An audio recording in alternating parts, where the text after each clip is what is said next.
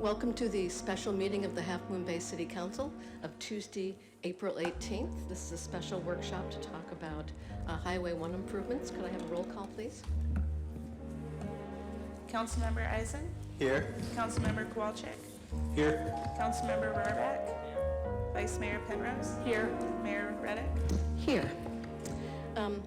We're going to have quite a involved presentation this evening, but I do have a speaker here from the Transit Authority who has to go off to a public meeting on transit this evening, and she would like to comment, so I'm going to permit if she'd like to come and address the council right now. Zoe Kirstein-Tucker. Thank you, Mayor Reddick, members of the council. My name is Zoe Kirstein-Tucker. I'm a resident of Moss Beach, and I also serve as the co-side representative to the San Mateo County Transit District Board of Directors. And in what is perhaps a really bad set of timing, tonight Samtrans will be kicking off its co-side transit study, which really is a very unique opportunity for the Samtrans staff and planners to pay very close attention to what we need here on the coast to help alleviate the traffic pressures that we're all experiencing. The meeting starts at 6:30, so I have a feeling y'all are going to miss it. But I'd like to encourage you to be as involved as you possibly can, because I do believe that any kind of solutions that we come up with here on the coast will require a complex solution set that will involve our roads, our trails, and transit, and it will most necessarily have to reach across jurisdictions, namely Half Moon Bay, the Mid-Coast, and Pacifica. So I will do my best to get a Samtrans person here, if I possibly can, at your next board meeting or your next council meeting, to make a presentation. And I really welcome you and hope that you all will be involved as we move forward, because Lord knows we need more public transportation on the coast. So, thank you. Thanks so much. Okay, so we have a staff presentation for item 1A. Mr. Dowdy and Mr. Sapi. Thank you, Mayor, council members. It's my pleasure to hand this presentation off to Ray Razavi, who is our contract transportation and engineer for the city. Ray has come on and really hit it running and hit the pavement hard. Ha ha ha. So we're working through a number of issues. As you recall, two meetings ago, we came back with a contract for a proposal to extend and expand the contract slightly to deal with getting to 30% design on the Highway 1 safety and operational improvement project. At that point, you did authorize proceeding with paying the contractor, thank you, but also asked that we return to you and the community with a presentation on a more detailed versions of what this project really is, what it looks like, what the improvements look like. So Ray has, I think, put together a nice staff report, but I think more importantly, sort of the presentation will help walk the community and you through each one of these segments to understand what they're doing, what they're not doing, and what some of the limits and issues are. So with that, I'll encourage people to, you have copies? Okay. So take it over, Ray. Thank you. Good evening, Madam Mayor, members of the council. I'm going to try to be as descriptive as possible as we go through this Highway 1 Safety and Operational Improvement Project. This is a very important project, I believe, for Half Moon Bay. I've been here only a little over a couple of months, and I have noticed the amount of traffic, especially pedestrians and bicycles, that go through Highway 1.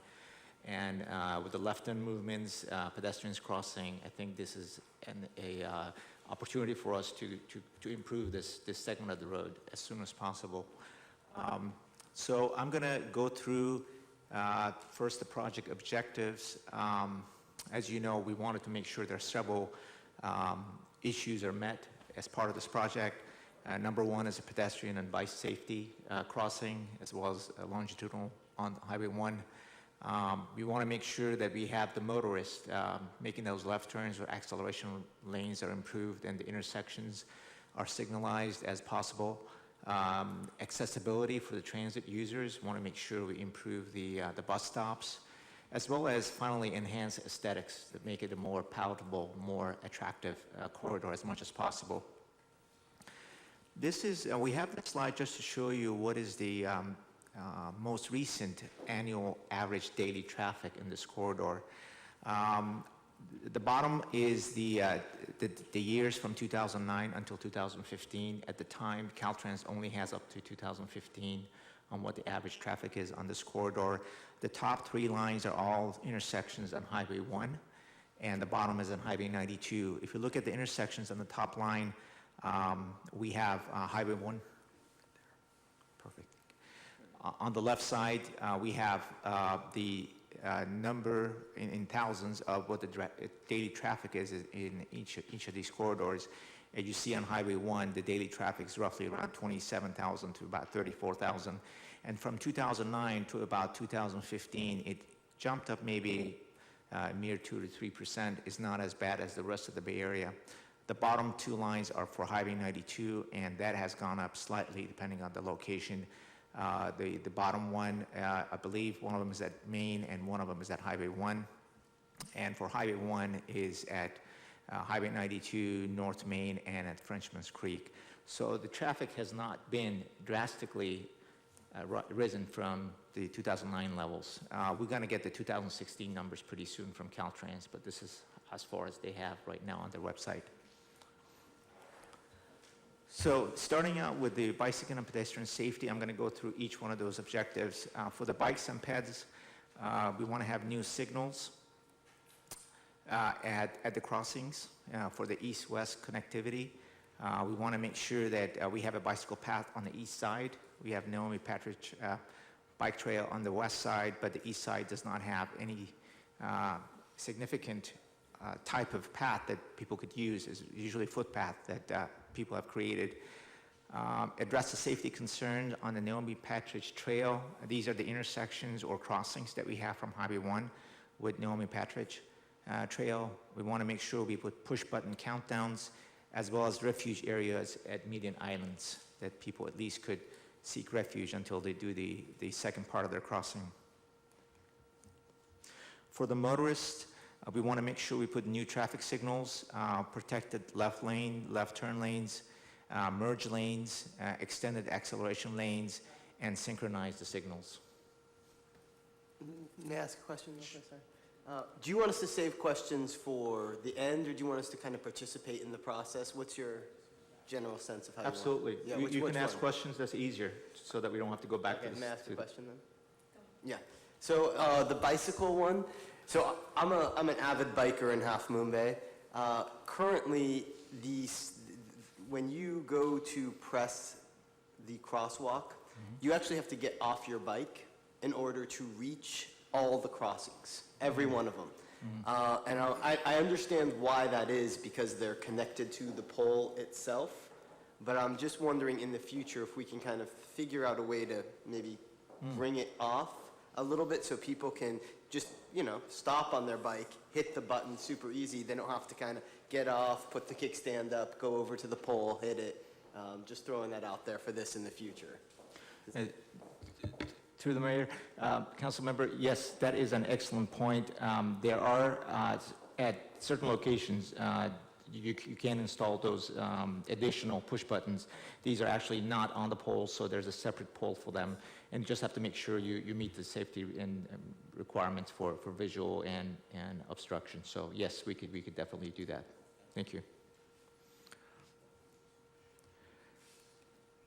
For the transit users, this is a sample stop on Highway 1. We want to make sure we improve access to the bus stops as well as the ADA requirements. We want to make sure the amenities, the new shelters are added in so they will be a more pleasant for ridership of the buses in the area. Looking at the timeline, of what we have done in the past since 2012, in 2012, that's when the City Council gave directions to submit the funding application to the Transportation Authority. The TA awarded $7 million, $3.5 million for each Highway 1 North and the South project. Out of $3.5 million, 3.2 is for construction and about $300,000 for design in each segment. We also have a $1.25 million per the agreement with Islanda Properties on Pacific Ridge. That's for letter of credit. We follow with the consultant preparing the preliminary design, environmental studies. We had a community information and outreach process in 2013, and a positive response was received from the neighborhoods. They liked the project. They also added that they would like to have improved left turn safety. They would like to have additional signal at Kehoe Avenue, and also requested synchronization of the signals along Highway 1. Councilmember Warbach, you had a question. Now's a good time to break. Sure. Okay. Yeah. I'm confused. I thought that the agreement with Alianto was for over $2.5 million. And now I see 1.25. Can you clarify that, please? We have included a copy of the resolution with the staff report. Yeah, I read it. Yes. That's what bothers me. It seems like the agreement is actually for closer to, if I remember right, closer to 3 million. Can someone clarify? There are two, we can certainly clarify it. There are two components of traffic impacts that they're responsible for, and we have letters of credit for. One is for the actual Terrace Avenue signal work. The other is for lot retirement. So there's the larger number was actually designed around for acquisition, and it was set at a per lot fee, and equates to, I can't recall off the top of my head, but that was for lot retirement. That was considered a traffic mitigation fee as well in the settlement agreement. But we can clarify the numbers for you, but there were two distinct pieces to impact fees and the letters of credit.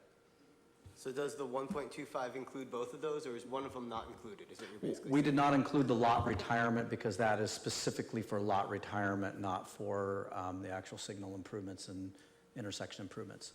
So there was another letter of credit for that amount, and it's close to $2 million plus, I think, in that one. So the total letter of credit is for both projects, and they're both specific in their uses, is what they're saying. Correct. Correct. So in following the community information and the outreach, we had submitted permit engineering evaluation report to Caltrans. Caltrans has two distinct projects, and it's basically it's a two separate paths that you can go through. If you want to do improvements on a state highway, and the improvement total is less than $3 million or about $3 million in construction, you can go through their permit engineering. It's a very faster project schedule in terms of the regular path. The regular path is for projects over $3 million, and that includes going through the project study report, full environmental process. They would do the environmental. You go through about 18 months to about 2 years at least, in addition to what we do for the pier, for the permit engineering.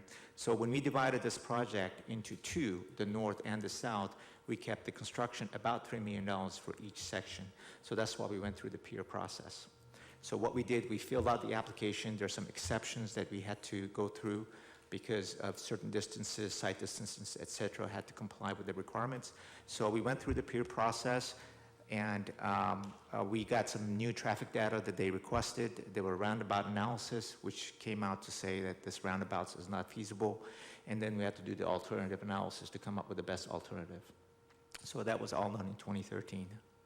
Very useful information. Thanks for that. So just to clarify, the total amount for both projects is just under $3 million, or each project in itself is under $3 million? Through the mayor, yes, each project is $3 million construction, Okay. about $3.5 million roughly with design and right Each away. one. So then in 2015, there was a mobility committee review and the city council meeting, and the city council directed staff to follow up on the community outreach. work with the Transportation Authority to ensure retention of funds, and respond to Caltrans comments and complete the permit engineering. In 2016, that's when the majority of the neighborhood meetings and the community information meetings were held, a total of 6. The feedback was they would like to have the bicycle and pedestrian path extended to Spindrift, extend the 4-lane configuration that we currently propose to go to Kehoe, go to the northern city limits, synchronize the signals, and add a new signal at intersection with Kehoe Avenue. So then in 2017, we have all the responses back from Caltrans on the exceptions and the peer approval, the permit engineering that was submitted to them. And we've created the response back to them so we would get the final approval within a couple of months. We are in process of applying for the coastal development permit. We are proposing to include the extension of the bicycle pedestrian path to Grandview Boulevard instead of just to Terrace, and I will show you in detail of how is that going to take place. And then we are in the process of talking to the Transportation Authority in order to execute the funding agreement and negotiate the details of the agreement. So in general, the project limit, as I said, we divided the project into 2 segments to keep the construction within about $3 million. The south project goes from Seymour Street to Wavecrest, including the intersection at South Main and Higgins Canyon. The north project goes from Main Street north to Spindrift, including the new signal at Terrace Avenue. And I'm going to go through each one of them in detail. So this is on the south project first. So we want to improve the south main intersection with Higgins Canyon Road, put a new signal, put an east-west access for pedestrian bicycles to Naomi Patridge Trail, landscape entry, and put a Half Moon Bay monument sign at this intersection, and landscape the medians. So this is the location, as you see in the middle, for the proposed intersection for South Main. This is South Main. This is Highway 1. North of this area is the Poplar Avenue intersection, which is about 0.3 miles, and then Kelly Avenue, which is another 0.3 miles to the north. So currently between Poplar Avenue and down to Fairway, which is about 0.7 miles, and another 0.2 miles down to Miramontes Point, there is no east-west connectivity for pedestrian bicyclists. So the proposed signal at Highway 1 and South Main Street would provide that connectivity for pedestrians, bicyclists to go over to Naomi Patridge and go to the park adjacent to the intersection. This is the overview of the south segment, and I'm going to zoom in into the intersection with Higgins Canyon and South Main and Highway 1. This is a blow-up of the intersection. As you can see, there's a high-speed turn going northbound on Highway 1 onto South Main, and we get a lot of complaints about that because of the bicyclists that are coming down Higgins Canyon Road, and there's a big conflict here with this cars just flying through that exit. So what this is going to do is going to reconfigure this intersection. So the right turn, actually, if you see up on the top, that's your right turn. There's a little bike lane here, so it brings the bike to go through into true traffic. So the right turn is going to come to the intersection and then make a right turn. This area here is going to be landscaped. This is a Caltrans area, but we're proposing to have a city monument sign, a Half Moon Bay entry sign at this corner, nautical theme, so that be inviting for the visitors. And we're going to landscape the medians in this section. What was the determination for why we needed to do this project? Do we have the other project makes a lot of sense to me. Mm-hmm. I'm just curious where the impetus for this project came from. Well, there was a couple of reasons here. One was for the motorist. We needed to get rid of this right turn.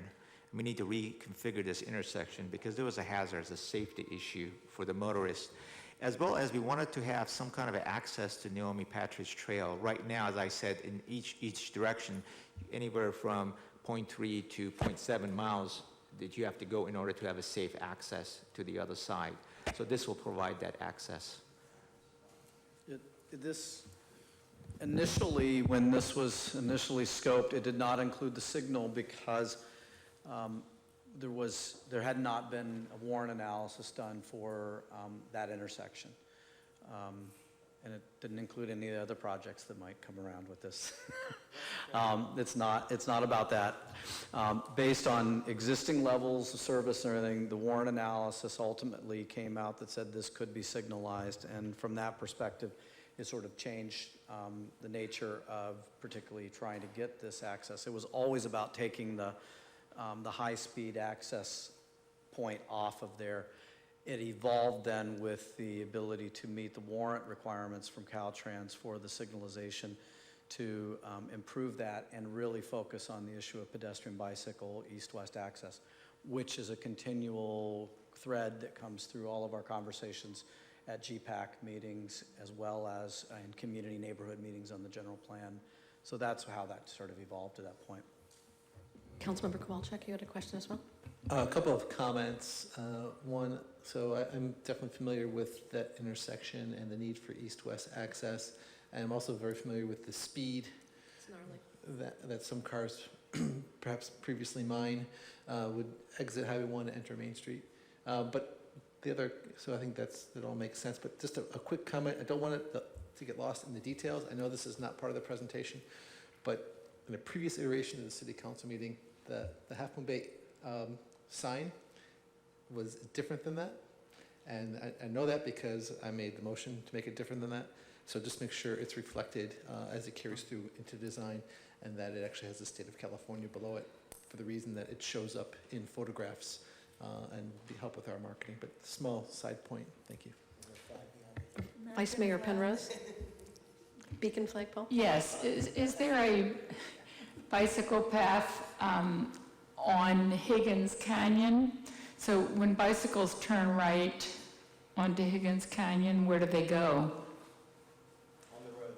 They go on the road. They stay on the road, there is no bicycle path? No. And what about a path on Higgins Canyon? There was some talk at one point of Coastside Land Trust or Post or somebody extending a path down Higgins Canyon on the south side.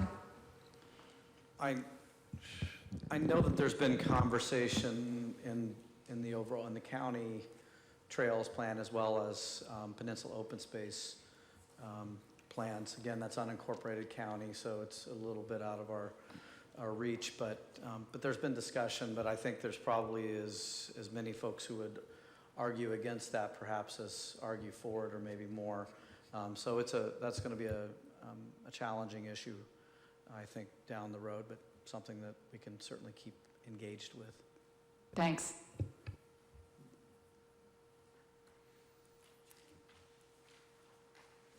So we move on to Highway 1 North improvements.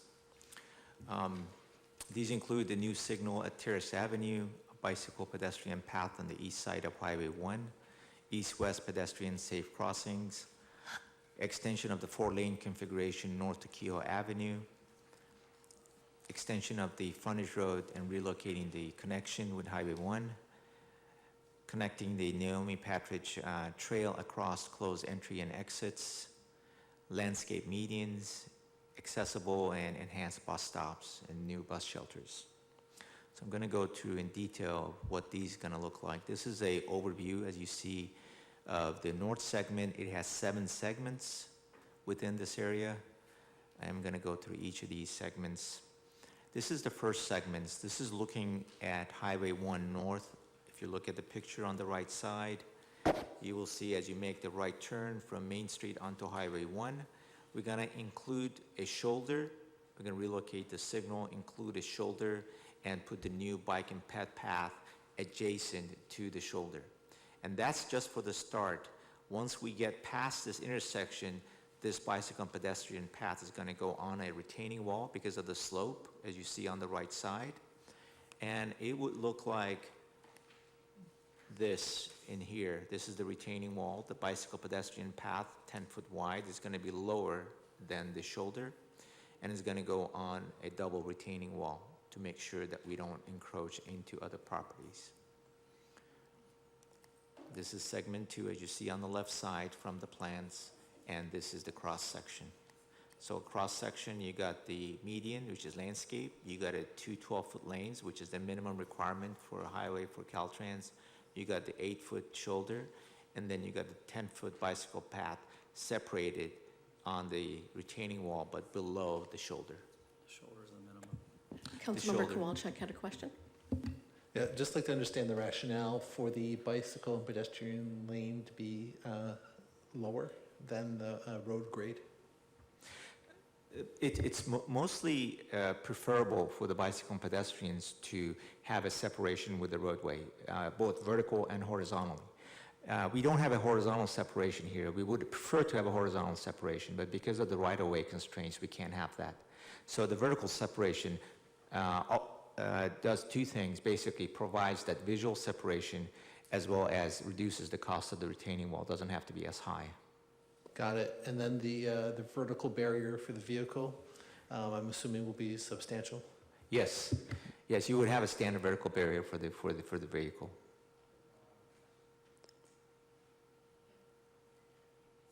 So on this one, can you go back a picture? So currently that trail right there connects onto the side of the access to the highway, to the high school. So you can get up to the high school by way of bike. Are we figuring out how to connect this path that we're talking about here to be able to get up to the high school still? Are we looking at that sidewalk area? Yeah. So this is the current sidewalk that comes from from Main Street, that comes to Highway 1. Yes. So this will From the connect, high school. right, from the high school. Yeah. And this will connect. Okay, good. Is there a pedestrian stop on the median, a pedestrian rest? I don't know what you call it. But people get halfway across the highway, can they stop there on the median? If they're crossing the highway, If they're crossing Highway 1? at certain points, we have expanded the median, so that would be a refuge for the pedestrian. Is it a refuge at this intersection? Yes. At Main Street. Go back. See the Main Street, right, point there. You've got that. This is Main Street going towards the high school, and this is the crossing, and this is a refuge here Okay, at the Thanks. intersection that was widened for that reason. yeah. Thank you. So this is segment 2. As you see, we go into segment 3, closer to Silver Avenue. If you look at the bottom part, this is the blue area is where the improvements for the highway is. The center is the median, this landscape. The retaining wall goes lower in order to save costs, and the highway configuration is similar to the previous segment. We're going to move to closer to Terrace Avenue. You could see that this is one portion of it again. You got the separated bicycle and pedestrian path. You have the retaining wall that holds up the lane and the shoulder for the new intersection, approaching the intersection. This is the new intersection with Terrace Avenue. As you can see, it has several parts to it. Besides the signal, you have frontage road that's coming from the north. It will be extended so that cars will be actually coming to this intersection, so it will be a controlled intersection as opposed to getting off and crossing Naomi Patridge Trail to go onto the frontage road. So the frontage road, the cars will be coming to this intersection. They could get from the intersection to frontage road and vice versa. As well, on the left side, you have Grand Boulevard, and Grand Boulevard currently connects with the highway, and it's an uncontrolled intersection. It crosses Naomi Patridge Trail. They will no longer have that connection. It will come to the controlled intersection at Terrace Avenue. So this will make it much safer for both the frontage road, Grand Boulevard, as well as the Terrace. Go back one, if you would, to that section.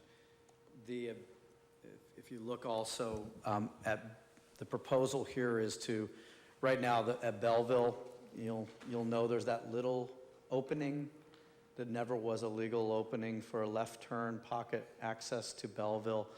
This closes that access point at Belleville as well, so it forces everything to that intersection, or it becomes a right in, right out only. That also should provide greater safety for Naomi Patridge. Thank you. So, I'm trying to visualize this one. Segment 4 is basically to the left of that is granolas. Yes. And so, Go left, go to the next one, go backwards. Segment 3 is those two, one's, the right one is Grand, the other one is Belleville, go back again. And then you'll see the car lot and the coffee shop up on the upper part there. Those are the driveways into, and I think that's what you were talking about, the coffee. Yeah, that's segment 2 is the car lot driveway and the access in there, and then the access into that, and then as you work your way, you're heading into the Belleville Grand, the next one. So I'm unclear on the Naomi Patridge Trail connection at that point with the frontage road extension. Can you Sure. explain that a little? Let's go to that.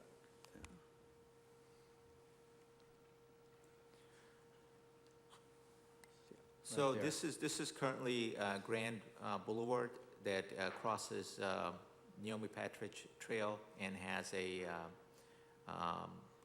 currently open connection with Highway 1. So this will close, and the Grand Boulevard will come to the intersections. The Naomi Patridge Trail would continue on across this closed area, and so we have a solid connection here. And you would be at a signalized, controlled point of crossing for Naomi Patridge instead of two uncontrolled. So this two uncontrolled would go away, and instead you would have a controlled crossing at Terrace.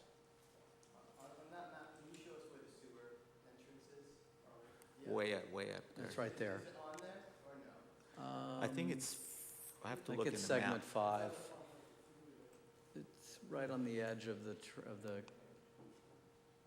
that's an easier one to see it. There's the, So this is the new intersection. This is frontage road that comes down and connects with this new signal, and also Grand Boulevard coming to the new signal, and the connections for the Naomi Patridge Trail is going to be restored. Bev Cunha is still above that point there. So it'll be in the next segment is Bev Cunha, the access to the So sewer. can you access it, the sewer road, you know, Yes. from The the frontage signal, would the still- frontage still? Right. Frontage would still So give this you access. frontage road would go all the way Yeah. up Keogh. Yeah. So to Kehoe, you would still be able to connect from Kehoe to the new signal. So technically speaking, the Kehoe residents could also have a Could, light yes. out. Correct. All the frontage road currently would be connected to this. Extend south. So will the frontage road be improved? You know, it's kind of rugged right now, so will it be like paved and nice? As part of this project, the only part is the extension south to the intersection. There is no other improvement plan as part of this project. However, we could include that as a separate paving project. Yep.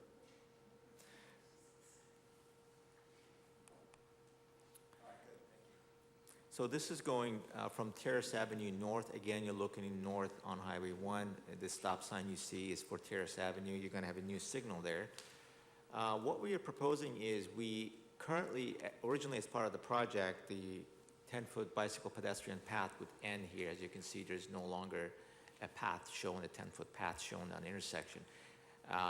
However, we are proposing that we extend the 10-foot path from Terrace Avenue all the way to Grandview Boulevard.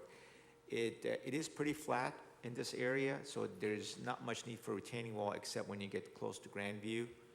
If you're looking at this area here where the bus stop is pretty flat area, and we could extend this path relatively easy with a minor change in a retaining wall that's close to Grandview. We could, as you can see, there's a retaining wall shown here that's closer to Grandview. However, over 80% of this section is pretty flat, so we could, at a very reasonable cost, we could extend it to Grandview. It's also the frontage of Beechwood property. It's also the frontage of the Beechwood property. Yeah. So beyond that, also to Frenchman's Creek, Yes. which isn't that much further from what we're talking about. So let me show you what we're doing here. Okay, so this is, what you see here, this is Terrace Avenue, Grandview Boulevard, Frenchman's Creek, and Rue Française further up where the Naomi Patridge Trail is. Yeah. So what we're proposing is this quarter mile between Terrace Avenue to Grandview Boulevard, we can do it. It's pretty flat, minor changes to the retaining wall. The city owns part of the property there as well, so it's pretty easily done and added to the project. From Grandview Boulevard, it's about 2/3 of a mile, and at Frenchman's Creek has to have a bridge. This area here also has some storm drainage ditches that are riparian sensitive area possibly, including the crossing at Frenchman's Creek with a bridge would require extensive analysis, environmental impacts, mitigation, and the cost is over $2 million for that segment, and it's going to put us over the $3 million threshold, so that means we have to go through the project study report, adds a couple of years to the project, and the TA, frankly, they're very nervous about us not using this fund, and they want to take it away if you're not going to use it soon. So we are suggesting that this 2/3 of a mile segment be added in. We already looked at the CIP, the 5-year CIP, and we're looking at 2 major opportunities that are coming up with grant funding. And that $2 million, we could divide it into 2 $1 million projects that would qualify for certain grants, state and local level. So that's what Yeah. we're proposing. Because on the other side of Frenchman's Creek, it connects, there's To Naomi Patridge. to the trail. Rue Française and Naomi Patridge, Yeah. yes. So I mean, then we'd have And a a signal, full. that's correct. So that 2/3 of a mile is just the trail we're talking about? Correct. Okay.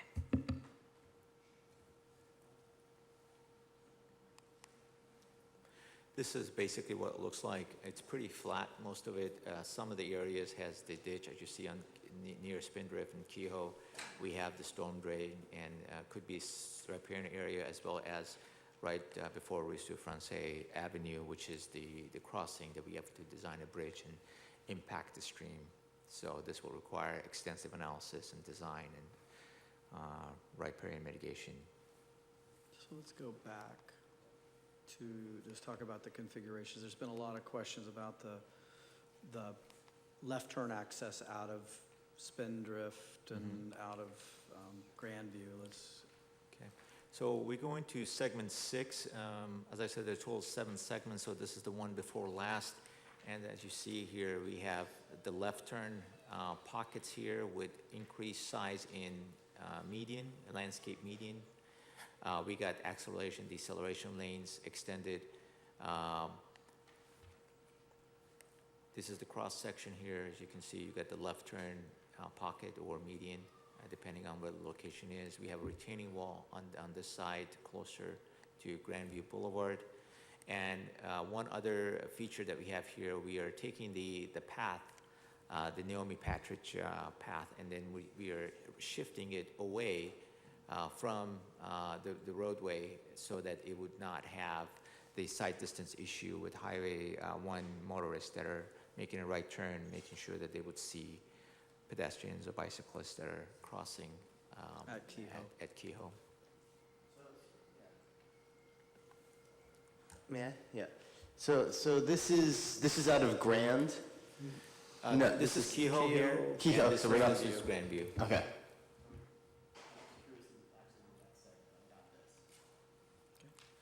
The last segment, this is segment 7, and it would show the Kehoe Avenue.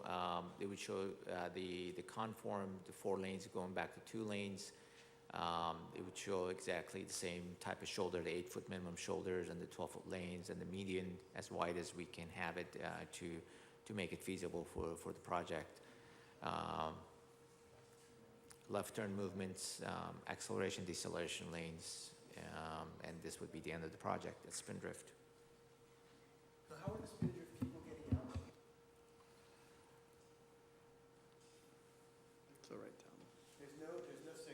There's no signal. The lanes have now widened. What are we doing to help them get out at this point, or are they making a right and going to Frenchman's Creek and then coming back? So this is that dedicated transition lane, right? Right. So here, oh God, what am I doing? Wrong way. So here we've, at this point here, as you'll see, there is one actually dedicated through lane right here. What this proposes is you'll have a left turn pocket to here. What this proposes, basically it's dedicated acceleration lane and left turn lane protected for spindrift. And so if you know, you've been out the terrace, you look at that left turn where you have one through lane that operates and the other lane for making a left turn out of terrace where you don't have anybody coming up behind you because it's basically becomes a new lane. That's what you're looking at is similar to Terrace Avenue right now. Is that same thing where this is you have one through lane here and then you have the left turn here into this lane and then it transitions, but nothing is coming behind this because you've got this actually comes in with a left turn pocket there, so you don't have anyone coming up behind on that. You're still crossing, you are crossing 2 lanes of traffic at that point on the northbound side. So I'm on Grandview and want to go southbound down one. Do I have to cross 2 lanes to get to make a left turn going south on Highway 1? It's Spindrift and Grandview? Spindrift is at the end of the project. At that point, we're back to 1 lane in each direction. At Grandview, we have 2 lanes in each direction. So Yeah. what we have is, if you want to make a left turn from Grandview, there is a pocket to receive the left turns on Highway 1 going southbound. And you're going to merge into, so you're going to cross 2 2 lanes. lanes, Yeah. exactly. Then you've got a spot to sit for a You- second. Once you've crossed those 2 lanes, you can sit in like a You little can suicide you can- spot. Yes. However, because of the Terrace Avenue signal, you're going to have a little opening there. So when the signal turns red, so you'll have an opening to cross the 2 lanes. And then you have a spot to sit so that you can merge onto the southbound traffic. So clarification, so you're coming out of Spindrift and you want to make a left turn going southbound. You're actually going to have to cross an acceleration lane? And Is that- from Spindrift is the end of the project. We're already back to 2 lanes, existing condition. So there isn't really much change that you're going to notice at Spindrift. We're back to the same 1 lane in each direction. Okay. So there is, correct. The people making the left come in. There's 1 lane coming from the north side south. correct. And that's where you can do the accelerate the same way you did at the other one, so that makes sense. And so Spindrift makes sense. Grandview is still slightly questionable to me. Vice Mayor Penrose? Yeah, pedestrians, again, trying to cross Highway 1 at Spindrift and Grandview. Not allowed? don't do it. Don't do it. Yeah, it is a dangerous situation, and I'm hoping that in the future we could have other projects that would make a more accommodation. But with this project, the best place to cross would be Terrace. There are areas that the landscape medians are widened. However, it's not advisable for them to cross. It's They're going to want to. yes. So what's the prospect for a signal at Kehoe? We talk about people wanting a signal, but I'm guessing that the warrants haven't been met for a signal at that location? Let's go back to.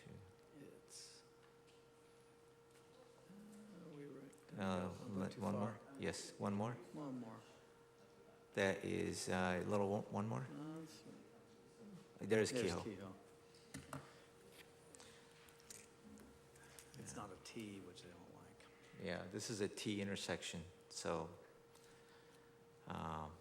that's going to be a difficult So use the one. frontage road, basically. Yeah, as far as a grade, as far as pedestrian crossing in the future, I mean, there's a potential, we could go for funding. Pacifica is asking for 3 crossings, grade separation crossings for pedestrians. And we could certainly pursue the grade crossing, either overcrossing or undercrossing at Highway 1 for I pedestrian think bicycles. ideally that would be, at some point, is a good solution for Yes. the east side. I mean, I mean, Pacifica is pursuing it. We Yep. could also pursue it. They're going through the TA as well as the state and local funding available, so, Well, now's a good time with SB1, the transportation bill, yes. passing, and there's quite a bit of, Mm. quite a few resources there, I think, that might help us in terms of active transportation. That's correct, Madam Mayor. Okay. You might get to this in a second, but I've got the vision.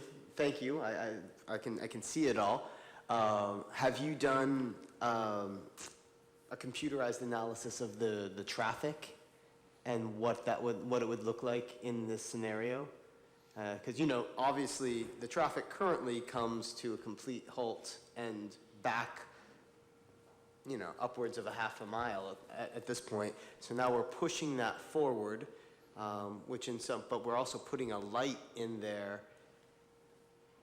It seems like it could negatively affect the flow. And I'm curious what your perspective is on that. We have as you know, we implemented a synchronization of the signals about a couple months ago, and for that we did a simulation, and it shows how the traffic moves, left turns, through lanes, etc. So we will have the same thing at Terrace, and what it does basically is it does slow down the traffic. However, because we have going from 2 lanes to 4 lanes, the traffic moves better away from Main Street, because right now, the choke point just north of Main Street, especially in the afternoons and evenings. So that choke point, actually, we're trying to move it away so we will have a better traffic operation. If we connect the signal at Terrace with Main and 92, we would have a better, a smoother ride for the motorists as well as obviously for the pedestrian and bicyclist crossing. So it'd be safer for them, and then we will move it up, and we are hoping that we would move it up north enough that we will not have choke points, and they will release the choke point up further north. And because of the 4-lane, the capacity is there to move the motorists along. Because right now, it's north of Main, it's pretty rough, yeah, in the evenings, afternoons. It's kind of an aside, this question, but the signal at Frenchman's Creek was put in as sort of a temporary project until they could figure out how to make a more permanent, useful solution. What's the status of a permanent solution there? I think that's it. Yeah, you know what they say, there's nothing so permanent as a temporary use. We need to dig into that. I'm never sure what's urban legend and around sometimes, but I have heard that exact thing, and it's just not been on the radar to ask. I'm afraid asking could result in someone paying too much attention and maybe thinking about removing it in the interim period, and that scares me. So I think we have to be very careful about our asking and what we ask about, but we can come back to you with some more information about where that is. That's what I had heard from the time I've been here in my rather short tenure, but I've never dug into it. One comment on the elevated or below grade pedestrian trail, bike pedestrian trail. I guess I want us to take care in design. It seems to me that this is a place where bad things could happen. I just want to be careful about safety and visibility and dripping water on my papers.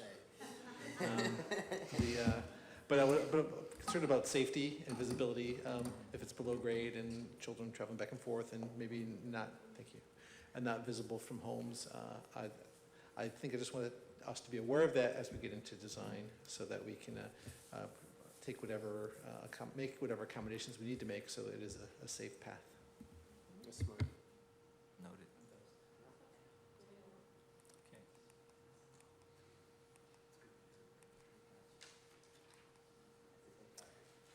So we're going to go over three alternatives here. This is the first alternative, and on this option, we're going to proceed with the proposed project for both south and north segments as we discussed. We're going to include the bicycle pedestrian path extension to Grandview Boulevard past Terrace Avenue, respond to Caltrans peer comments, and we pursue the coastal development permit. We can negotiate the funding agreement with the TA, and they're anxious and ready to pursue that, but they will require us to get our peer approved and the CDP approved. And we're going to include the extension of the bicycle pedestrian path to Ruisseau Francais, connect with the Naomi Patridge Trail in the north in the CIP project, and we're going to coordinate funding and implementation with the Bicycle Pedestrian Advisory Committee. Going to alternative number 2, we're going to separate the north and south projects. We'll proceed with the south segment. We pursue the pier permit and the coastal development permit. We will do a funding agreement with the TA for the south segment. We will go ahead and conduct a community meeting in late May and early June for the north segment and return to the City Council by June 20th of this year for direction and action. Now, because we are putting the north segment on hold, it is a possibility that TA, most likely they won't be happy about that. And we would have to make sure that we work with them closely, otherwise they can take away the funding.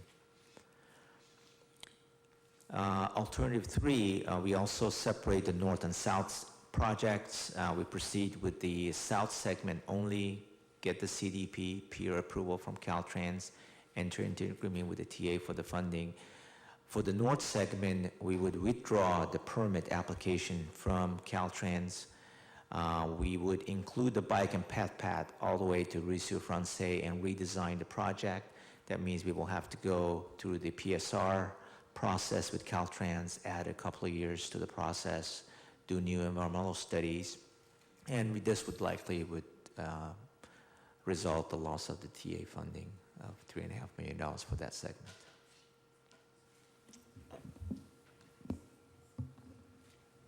So I think it's important to have an understanding of, say we decided to go forward with both segments.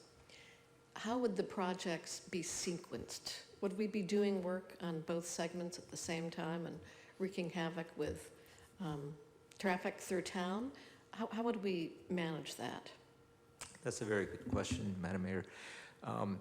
Well, basically, the two segments at the moment, they're two separate projects. So once we have the funding, the most important thing right now is have the funding agreement with the TA. And that basically secures the fund. We could withdraw for design. We could do preliminary engineering, transfer it into a final engineering. We can look at the construction, constructability issues, et cetera, and the timing.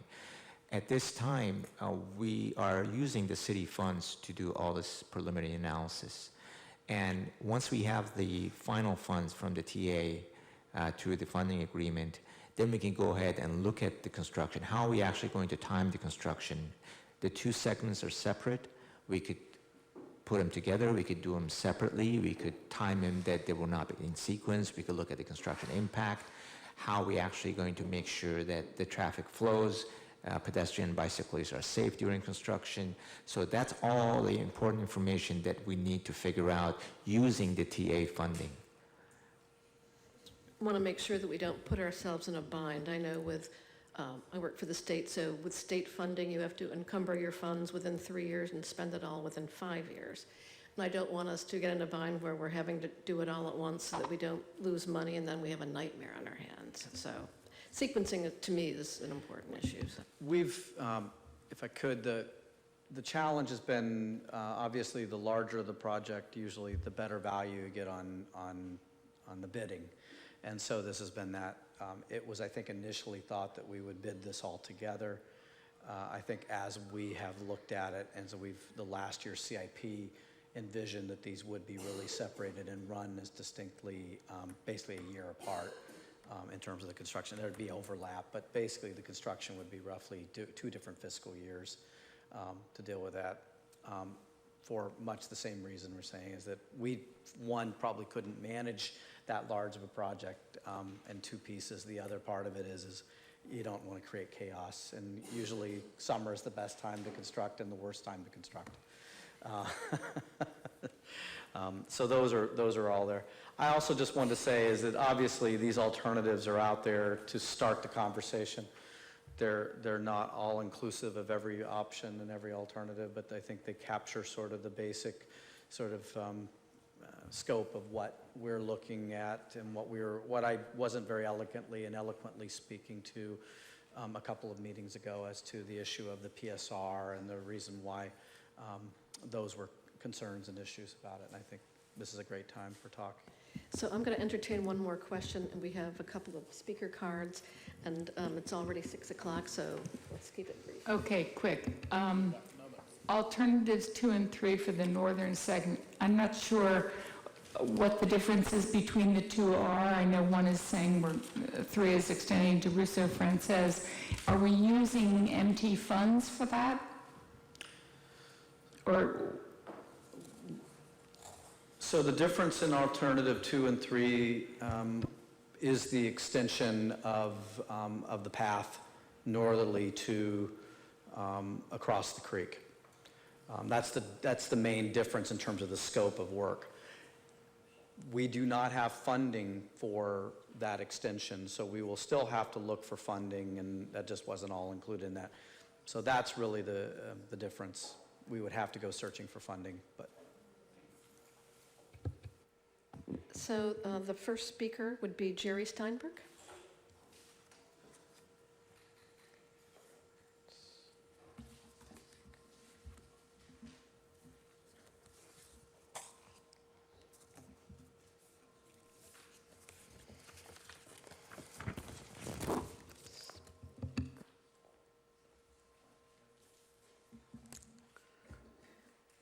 Jerry Steinberg, 591 Terrace Avenue. First, before I make my comments, I believe that the Alianto agreement there's two parts to it. One is for $2.5 million, and there's also a CPI arrangement that will increase that maybe by a couple $100,000 since it was whenever the action is taken. And then the other monies for the mitigation for general traffic was $45,000 for 63 units, with something like, I don't know, $2.835 million. So, and I think if you look at the record, you'll find that's what the situation is. General comments.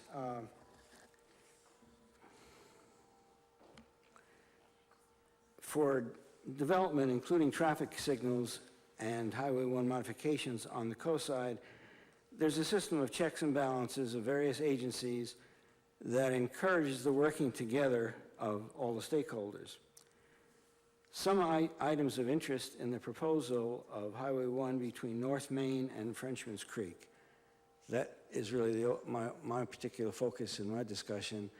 It's great. I think the roadway and the bicycle paths have been a tremendous amount of work done. That looks great. And I also would thank John for the work he's done on keeping the money for the Main Street Bridge and giving us numerous opportunities for development of that. The folks on Terrace Avenue have benefited by the left turn entrance onto Highway 1 by having the ability to cross a single Highway 1 lane and into our own start of a second lane going south on Highway 1. The folks at Grandview, future Beechwood entry, Spindrift, make a left turn crossing on lane 1 on Highway 1 do not have the same capability. They turn into a wide space and wait to fit into traffic flow. It would appear that limiting widening of Highway 1 to before Grandview only moves the pinch point to Grandview from Terrace. And then I've discussed with the highway people. The evening or 5 to 7 buildup of traffic at Terrace caused by Highway 1 lanes reducing from 2 lanes to 1 lane on Highway 1, this impediment has affected how the implementation of the traffic light synchronization program has run into problems. You try and move all the traffic from 2 lanes, you hit 1 lane, it isn't going to work. The $2.5 million from Alianto actually worth more. May I keep going, or? I'd like you to try and wrap it up, because we have to end this part of the meeting by 6:30. Okay. The Coastal Commission approval, the CDP based on the settlement agreement for Pacific Ridge indicates the modifications to Highway 1 may be made in the vicinity of Terrace Avenue and must be approved by the director.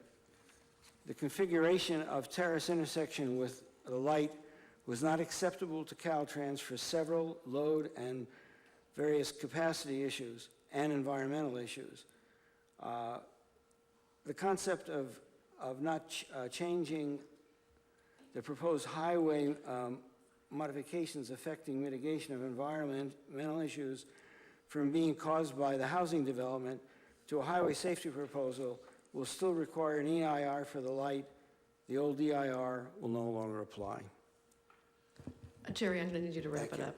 Okay, last one. Would a more balanced approach of widening the highway between North Main Street and Frenchman's Creek with several locations, Kehoe and Frenchman's Creek Road, for those making right turns from intersecting streets on Highway 1 to make a U-turn? Well, finally, the question that these locations fit with Highway 1 right-of-way, or would additional property need to be acquired, as was done in the Highway 92 widening? Thank you. Thanks, Jerry. Paula Dyson? Hi. Okay, I really don't like most of the plan. I do like some of it, especially, of course, the bike, all of that is real important to be able to have pedestrian and bike access, to be able to walk from the town and back to their people's homes, Grandview, Spindthrift, wherever they live. The 4 lanes, I think we have to remember we are a small town. We are trying to maintain our small town character. We do not want these wide highways because it will not alleviate traffic. We are a coastal town. It may alleviate traffic the first 6 months, and then more traffic, more traffic, more traffic. The Kehoe idea, first of all, there's access, if you don't know, if you're coming south on Highway 1 around Wave, there's a way to come in to Frontage Road. I can see people on this mad thing of like, oh, I'm stuck in traffic. I'm going to take that and go along Frontage Road all the way down to Terrace so that then I can turn onto Highway 1.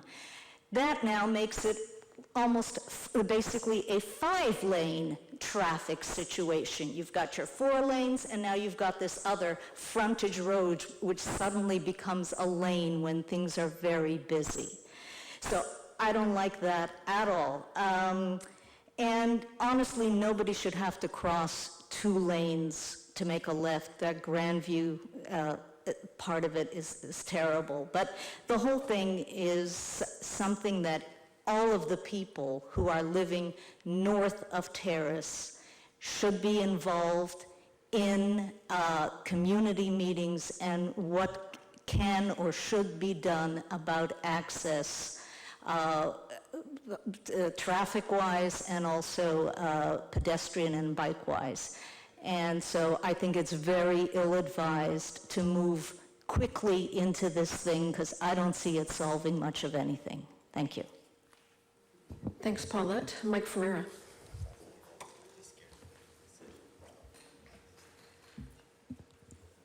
Good evening, Mayor Reddick and council members.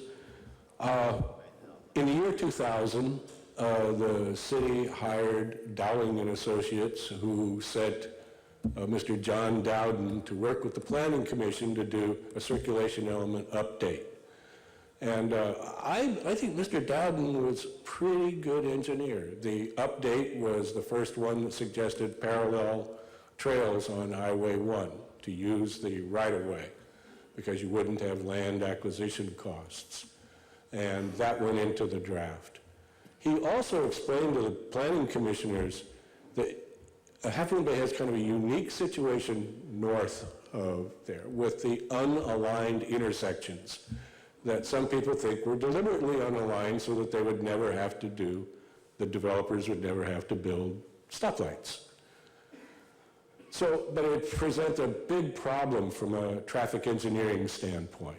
And so Mr. Dowden's recommendation, which the Planning Commission thought was a good one, was to try to keep things in that area as a two-lane highway with a generous separation in the middle between the lanes so that when people make their left turn exits, they have room for not just storage, but maybe some acceleration to catch up to the traffic. And actually at that time, there was a whole lot of talk and discussion about people and horses and bicycles trying to get across the highway. And keeping that center area like that was a key to people being able to just get out across one lane, wait for clearance, and then take the other one. Just the other day, up by Spindrift, I saw a person on horseback doing that very thing. So, well, you know, it's Half Moon Bay. Anyway, that thought was carried over into the 2004 conceptual plan that was drawn up by Paul Dagengas, the assistant city manager, and John Wilson, another traffic engineer. And that plan did keep that area as, well, we call it 3 lanes. It's 2 lanes with a generous center area. And in that, it also encapsulated most of what we've seen tonight at the Terrace Avenue intersection, except that the extension to the north was the standard Caltrans requirement for how far forward the 4 lanes go until you merge. A lot of us thought that that made sense too, because we were worried about Grandview and having to make a left turn across 2 lanes, which I think that's the largest problem I see here tonight. Okay, the buzzer just went off. It's probably a good thing. I could be here for half an hour on this stuff. The last thing I will leave is that I do think that Ilanto has $2.5 million for the light, which could fund everything at that light, and it's $2.8 million for the additional for the lot retirement. Thank you. Thank you, Mike. Lenny Roberts.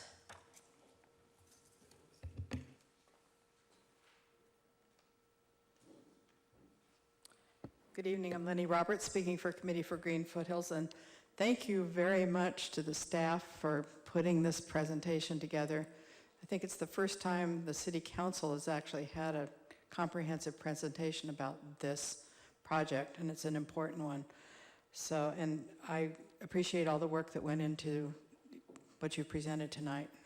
It's been helpful.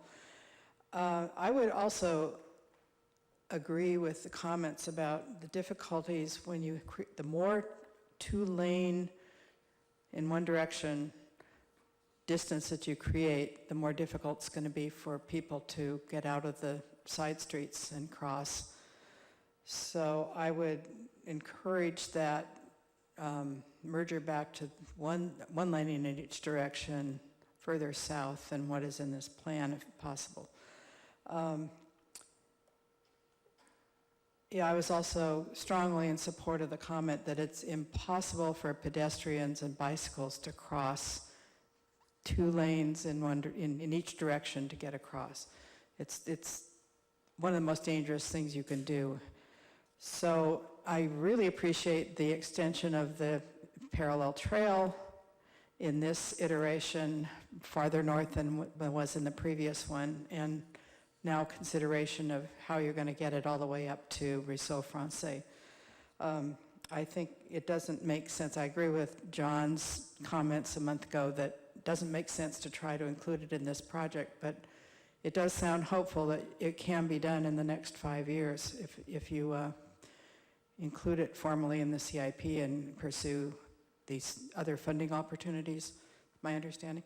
Otherwise, I was thinking if it's not in this project, it's never going to happen, but it sounds like you do have a way to assure us that it will happen, because it's extremely important for all the people who are going to want to be going north and south not to have to cross that, that highway. It's, there, you know, all kinds of evidence that we have about pedestrian and bicycle fatalities at intersections point to the fact that how dangerous it really is to do that. And even in signalized intersections, it's dangerous. So we want to try to encourage everything we possibly can to allow people to move north and south without crossing. So, the other, Councilman Kowalczyk mentioned the walls for the bike path. I'd say another problem possibly is going to be graffiti on those walls. So it would be really helpful to design them in a way so that they're not invisible on that lower level to the degree possible. So thank you for having this public meeting, and since you're the ones that have to make a decision, I'm glad that you've got the details now. Thank you, Lenny. Doreen Garrity.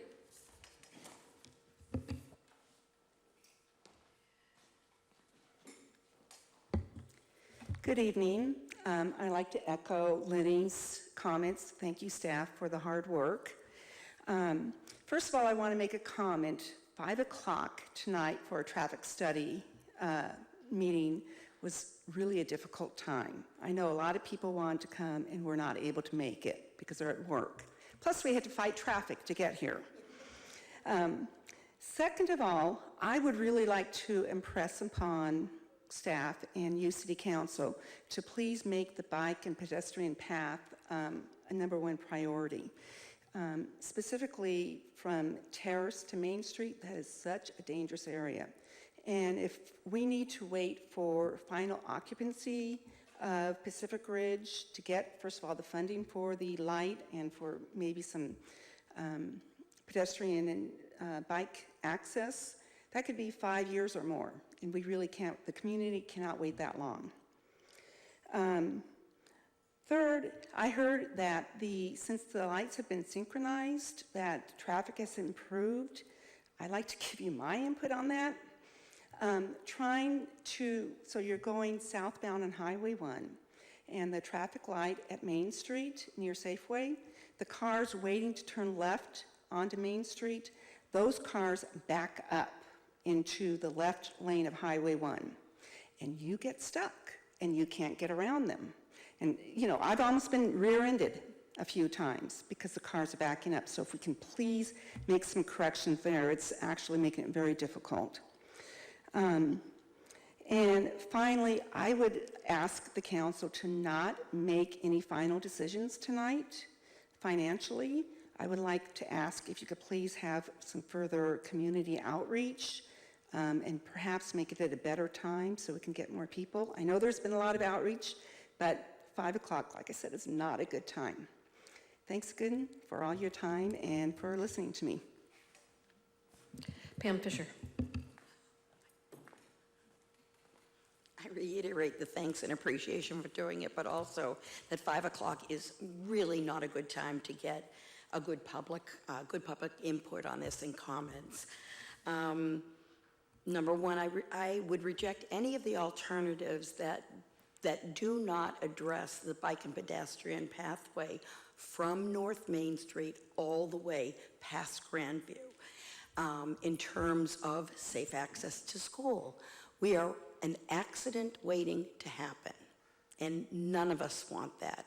Kids have no safe access except either by clogging the highway with more cars or walking along the Highway 1, which is not safe, particularly from the 2/10 of a mile from Terrace Avenue, or 1/10 to North Main Street. So whatever plan is going to foster the creation of that bike and pedestrian path as quickly as possible, I would love to have done. Anyway, also the issue of a need for traffic control before the Alonto project is completed, we know that you're going to have, it'll be 20, 40, 63 homes. The first 20 are going to be built within the next 18 months, likely. But we're looking overall at the completion of this project, which is going to be for construction a minimum of 5.5 years. Bottom line is, that's not occupancy, that's just construction. We cannot wait that long for traffic mitigation to occur. You can, if it wasn't for rolling down your window and waving to the nice people heading north on Highway 1, we can't get out of Terrace at certain times of the day. I will grant you some of them are very nice and we always thank them, you know, but it really is a traffic mitigation issue. I don't know where the discussion went on not having 2 lanes completed, but to have a turnoff. We have 3 landlocked neighborhoods, so that whether access to get them out of the main traffic lane to turn off is also another idea. The triangle at Terrace that lets people in and out is often very confusing to people who are not familiar with the neighborhood. Those 2 solid lines indicate you can't drive into it. So that issue has to be dealt with in terms of traffic markings or signage or something. So my suggestions. Thank you. Thank you, Pam. I have no other speaker cards, so I'd bring it back. I would point out that it is 20 minutes after 6, and the attorney is not here. Otherwise, I would ask whether or not we could actually continue this discussion at the end of the regular meeting agenda to give the council time to ask further additional questions and make some decisions. Maybe we don't need it, but I'd like to poll the council about where you are at this moment. I'd like to say continue to like 6:45 would seem like a reasonable time to discuss this. Well, except that we have closed session items and dinner and the regular meeting starting at 7 o'clock. So we're either going to wrap it up in the next 8 minutes or we're going to continue the discussion.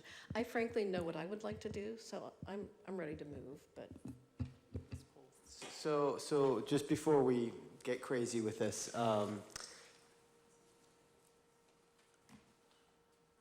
personally, I like the suggestion of taking a little time, putting this maybe on the city council agenda for an upcoming meeting, maybe in 2 weeks, and letting the public weigh in, reaching out to everybody, and doing one more session where we can have a few more people, because to me, this is a huge decision. And I know we've done public outreach already, but I just want to make sure before we make this decision, we've fully vetted everything we need to beforehand. So I'm curious where we are in the process or how this works, and maybe you can explain that to me. Rick Walczyk? So I appreciate your comments. I think we need to make a decision tonight. This is why we were elected. But I absolutely agree we need to have more public outreach and more public input.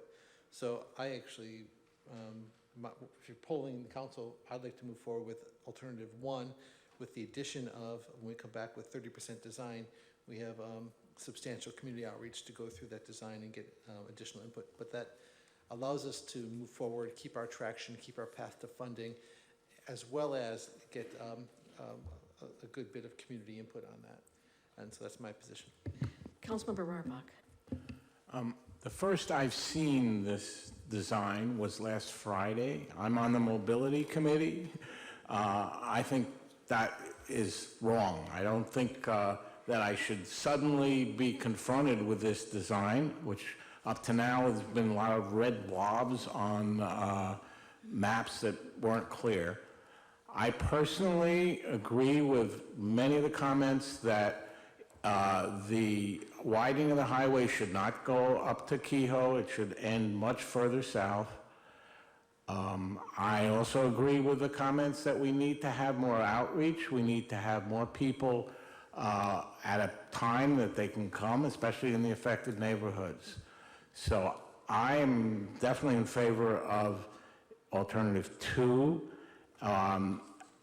And if we need to incorporate the project to get the bike ped path all the way up to Frenchman's Creek, I would like that done as reasonably soon as possible, and I'm not sure exactly how to incorporate that. But I don't think we should go forward with the 30% design, as the mayor has told us. Once you have a description of a project, it's very hard for Caltrans to go back on it. And I think this particular project is not well thought out in terms of safety for the people trying to leave Grandview, and it needs to be thought out better. So I am in favor of having community outreach and having the council make a decision in a month or 6 weeks, whatever is appropriate. It's more important that we make the right decision than that we worry about getting funding, because I believe we can get the funding when we need it, but we don't want to make the wrong decision in a hurry. Vice Mayor Penrose.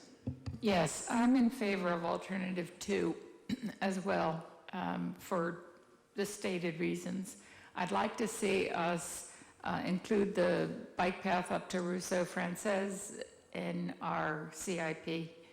And I think we need community outreach. It's a huge project. I know we take a chance on losing funding for the north segment. I understand that. And it could be 10 years before we get that funding again, God knows. But I don't see, with the amount of discussion that we've had tonight on the pros and cons, that it's smart to just go ahead and do the north segment. Okay, so I'm going to take another position, sort of a hybrid. I'd like to proceed with the south segment, and I'd be willing to proceed with a north segment if we pulled back on the project a bit, did the Terrace Avenue intersection and the trail improvements to Grandview, but minimize the 4 lanes after the Terrace intersection. Do what we need to do to pull back to 2 lanes further south. So it's an abridged project, but it still would allow us to do the Terrace intersection, do the trail, and of course I would support, looking at the extension to Rousseau Francaise with the trail for a 5-year CIP. But I don't want us to lose momentum on the north part, but I'd like to see if we can get buy-in on the modified north project by focusing on Terrace and bringing, segueing into the 2 lanes earlier on before Grandview to minimize the impact on the Grandview citizens who want to turn left. And the frontage road extension makes sense to me as part of that too. But that would move us forward, and it would, maintain what I think is safe access for Grandview and Sea Haven. As usual, the mayor hit the nail on the head. Yes, I agree with the mayor. So, Madam Mayor, I just want to make sure we're all on the same page and want to check with staff to see if we are understanding next steps and whether that's going to work in terms of the timing. So I want to be real clear about what that means in terms of the 30% design, in terms of the submission or not, all of that. So because we've been talking about different portions of this process and people are somewhat more interested in one portion or another, or it might mean something more significant to one person or another. So I want to make sure we're on the same page. I think we understand the objective and the direction. The only issue that we have, I think, is that we are currently out of funding for the design work from the outside design engineer, so we'll have to address that and bring that back at an upcoming meeting to deal with that. It shouldn't be that significant in terms of overall cost, and we think we can make that work. I don't know that we could meet that as the alternative to discuss May, early June. I know you were taking a hybrid of that. for a discussion about that redesign. I think it would take a little longer to get to that point, so I'd rather not put an absolute time frame on returning to the community back with that sort of one-lane reduction design, but we can certainly, I think, take your hybrid and run with it if that's the will of the council. Yeah, I'm We'll have to come back. don't understand the need to do the south portion at all. As somebody who bikes in that area quite often, I don't see the need in any way, shape, or form. So I'm just throwing that out there. Oh, that's all? Yeah. Let's take a vote on the south project, and we'll separate that out if we can. So I'd like to see, is there a motion to approve the south project and to move forward with that? So moved. All in favor, say aye.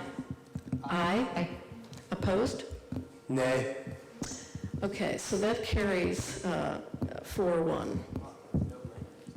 Yeah, south project. Okay, so I think it would be good to have a motion specifying this rescoped north project. So if I could persuade a council member or two to make a motion in a second for that. Could you do that? You did it eloquently a few minutes ago. Well, I would just move that we also approve the north project as modified to focus improvements on Terrace Avenue and bringing the lanes, having the lanes merge into two, prior to Grandview Avenue. Reduce the four-laning of the highway to an area between Terrace and Grandview, preserving left turn. Sorry. I may interject. I would suggest that you would reduce it to, on the northbound, you reduce it to one lane. On the southbound, the two lane, one of them is a receiving lane from Grand Avenue going left. So I would recommend that you keep the two lane on the southbound, because one lane coming in from the north and one lane is a receiving lane from the Grandview. On the northbound, reducing it to one lane so that you only cross one lane, but keep the receiving lane on the southbound. So basically, at that point, you would have one lane northbound and two lanes southbound.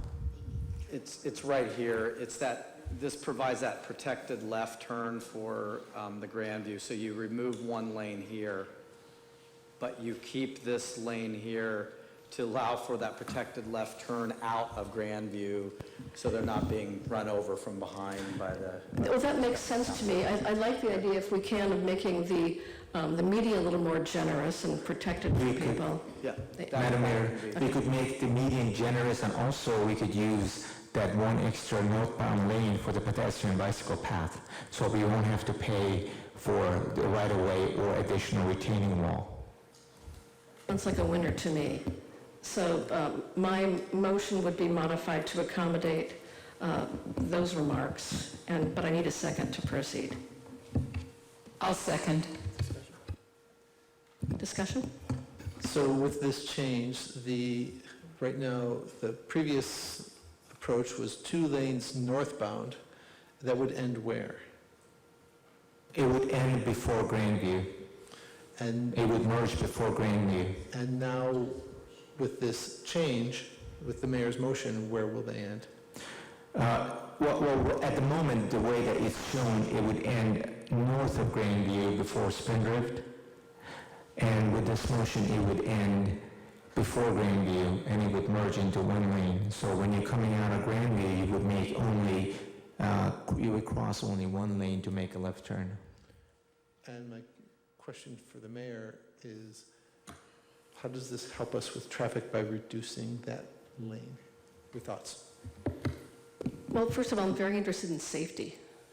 It is called the safety project, and I think it'll be safer for people if it's one lane on the east side and the northbound side. But part of it is my own philosophy. I think, you widen roads, you add lanes, you basically just add more congestion. wider roads, bigger roads don't necessarily reduce traffic congestion. They invite more cars, in fact. What you want to do is a combination of roads, transit, trails, and I think this would accomplish that goal. So it's partly philosophy and part my concern for safety.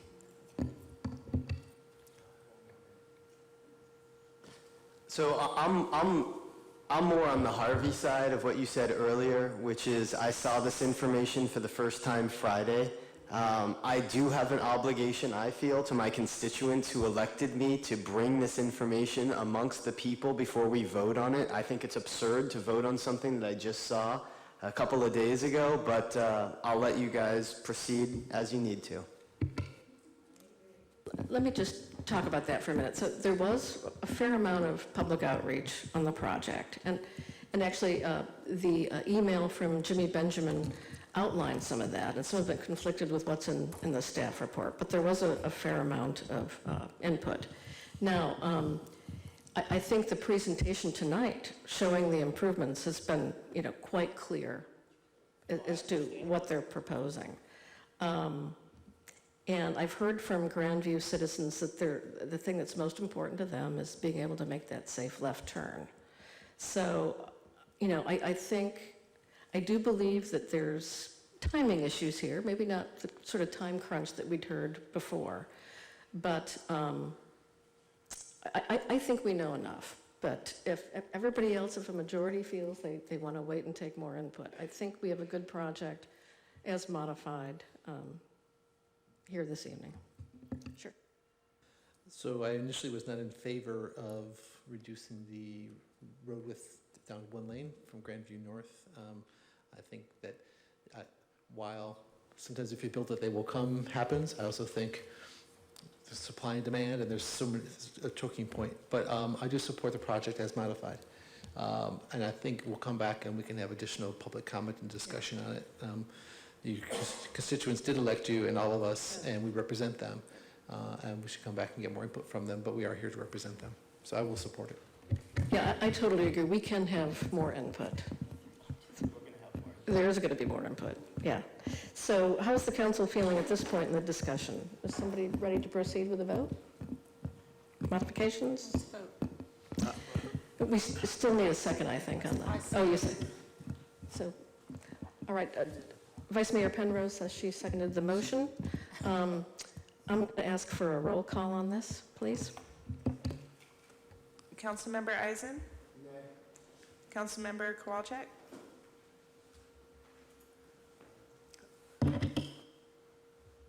Yes. Councilmember Rohrbeck? Yes. Vice Mayor Penrose? Yes. Mayor Reddick?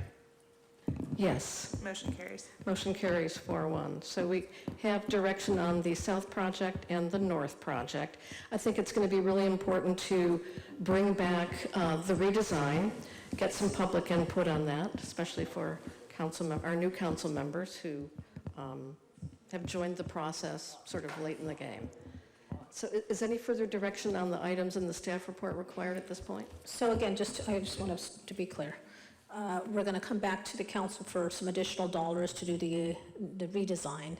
Once we get that redesign at 30%, we're bringing that to the council for additional input. We'll look at doing something before 5 o'clock if we can. We did 5 o'clock because it's taken 2 hours. And we'll get additional input before anything gets submitted. My sequence correct? Okay, and just understanding all the timing issue, we have no control about funding.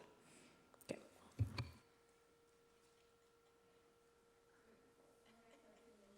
During the workshop. So moved.